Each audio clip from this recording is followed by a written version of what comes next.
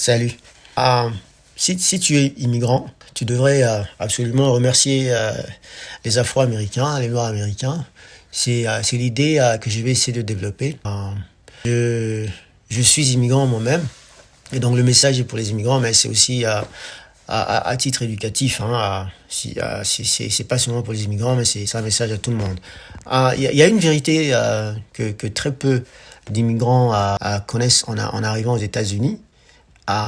C'est que c'est une vérité qui est fondamentale, presque cachée, hein, mais qui explique pourquoi moi, un immigrant, quelqu'un d'autre, un immigrant, et des millions d'autres étrangers, nous pouvons venir aux États-Unis, entrer dans ce pays, y travailler, y vivre, y rêver, etc., y réussir. Cette vérité, elle est simple. C'est que si tu es immigrant en Amérique, tu dois remercier les Afro-Américains. Absolument.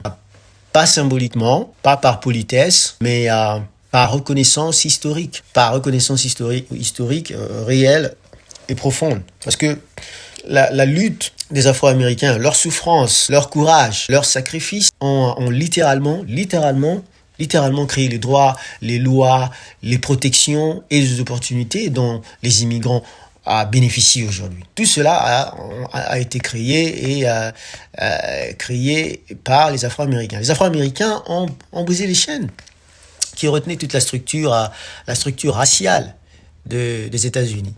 Hein? Avant le mouvement des droits civiques, l'Amérique, les États-Unis n'étaient pas seulement un pays injuste pour les Noirs. Ce n'était pas seulement un pays injuste pour les Noirs américains, c'était un pays où l'État décidait qui avait les droits humains. L'État a absolument décidé qui avait les droits humains et qui n'en avait pas. Les Afro-Américains, les Noirs américains ont été les premiers à se lever, absolument, à dire non, nous ne voulons pas ça, à affronter un système entier au péril de leur vie. Ils ont perdu leur vie. S'ils n'avaient pas cassé les murs du racisme légal, si leur marche n'avait pas secoué l'Amérique, si leur sang n'avait pas coulé sur les routes du sud des États-Unis, si leur voix n'avait pas brisé le silence, aucun immigrant n'aurait aujourd'hui la place qu'il a. Okay? Car si un pays peut opprimer ses propres citoyens pendant un peu plus de 400 ans, imagine ce que ce pays aurait fait des immigrants.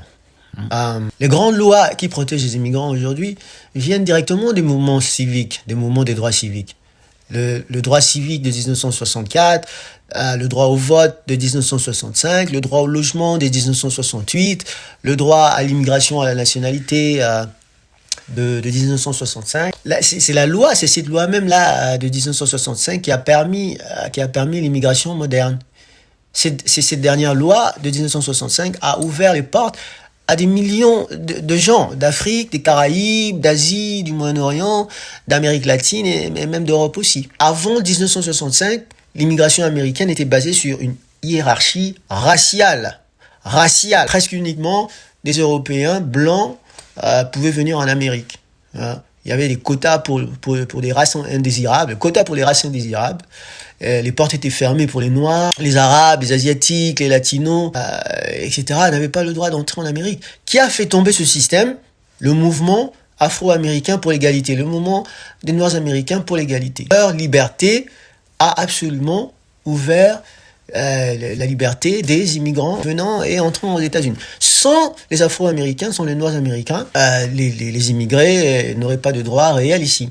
On doit se poser la question, qui est-ce qui s'est battu que les lois s'appliquent équitablement? Qui est-ce qui s'est battu pour ça? Ce sont les Noirs américains.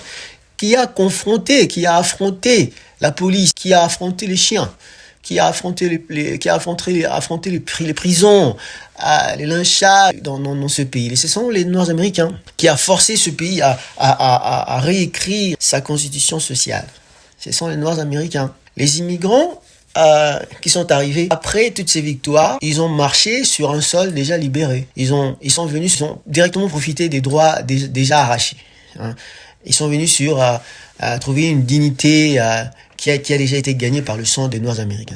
Si on peut aujourd'hui, comme un immigrant, avoir un emploi, louer un appartement, aller à l'école, déposer une plainte, exister légalement et humainement aux États-Unis, c'est parce que effectivement, un peuple déjà a écrasé, s'est levé, hein, s'est levé pour tout le monde, pour tous les immigrants.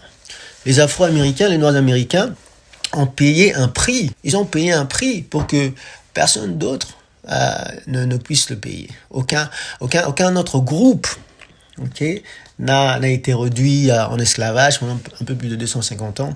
Aucun autre groupe a été légalement ségrégué pendant 100 ans, privé des droits civiques, brutalement reprimé quand ils ont demandé justice.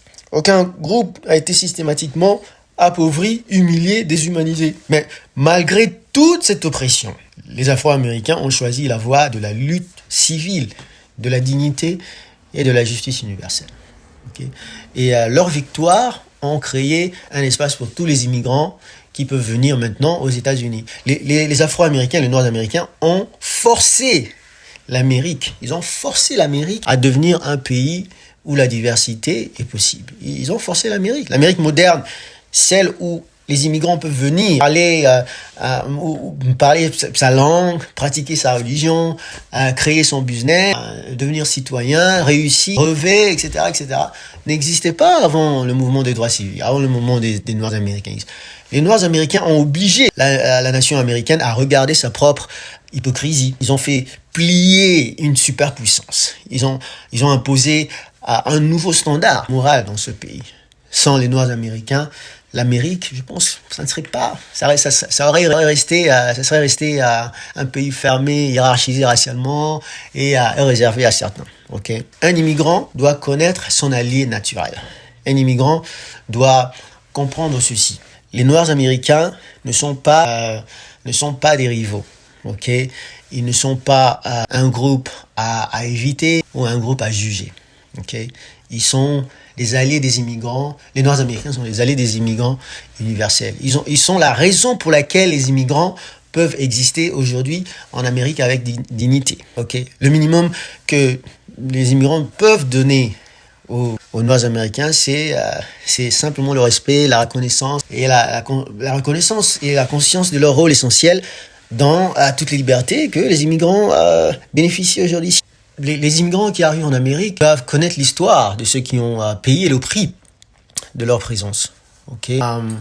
Savoir cela peut leur permettre peut leur donner de l'humilité, de la sagesse, une compréhension profonde des dynamiques raciales en Amérique. Hein, ça confond. Une vision réaliste de ce qu'est l'Amérique aujourd'hui. Okay? Et surtout, cela va leur permettre de se protéger du piège dans lequel tombent souvent les immigrants, qui est de penser qu'ils sont meilleurs que les Noirs américains, qu'ils méritent mieux ou plus que les Noirs américains. Sans comprendre que tout ce qu'ils font aujourd'hui en Amérique est possible uniquement grâce à la lutte des Noirs américains, simplement. Okay? Un immigrant qui arrive en Amérique et quelqu'un qui arrive et qui vit sa vie librement doit apprendre à dire merci. Okay? L'immigrant n'a pas besoin d'applaudir, on n'a pas besoin de s'excuser. Okay? On n'a pas besoin de faire semblant non plus. Mais l'immigrant doit savoir et comprendre ce qui se passe. Parce que la vérité est simple. Si les immigrants sont ici aujourd'hui, c'est grâce aux Afro-Américains. Okay? Si les immigrants sont protégés, c'est grâce aux Afro-Américains. Si les immigrants peuvent venir ici et rêver, c'est grâce aux Afro-Américains. Et tant que les immigrants vivront en Amérique, ils doivent, je pense, garder cela dans leur cœur. Parce que quand on est immigrant, on doit absolument, je pense, qu'on doit remercier les Afro-Américains pour notre présence, notre vie et notre avenir ici dans ce pays. Ils se sont battus terriblement. L'Amérique n'était jamais ouverte. L'Amérique n'était pas un pays qui était ouvert à l'immigration avant 1965. Donc, les immigrants doivent vraiment connaître cela et essayer de comprendre cela. Voilà. Merci.